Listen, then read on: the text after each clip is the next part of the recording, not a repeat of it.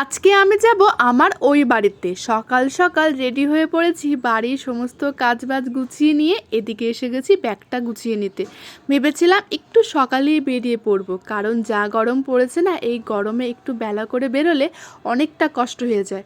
এই যে গাড়িতে উঠে পড়েছি আর পৌঁছে গেছি আমাদের এই চা বাগানে। এই চা বাগানটা দেখলেই পুরো প্রাণটা জুড়িয়ে যায়। এই যে আমার মা, মায়ের কাছে এসেই দেখি মা আমার জন্য করছে ডিমের অমলেট। এটা যে আমার বড্ড পছন্দের।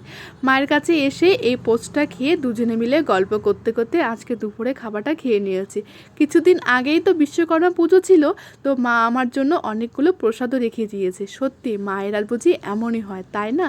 লাড্ডুটা খেয়েই ঘরে গিয়ে মা বলছে, দেখ তো এই জিনিসটা কিনেছিলাম কেমন হয়েছে। আমার কাছে তো বেশ ভালোই লেগেছে, তোমাদের কাছে কেমন লেগেছে একটু কমেন্টে জানিও তো। রাতের বেলা আমার প্রিয় শহরটাকে একটু ঘুরে নিয়েছিলাম। আজকের ভিডিওটা এখানেই শেষ করলাম।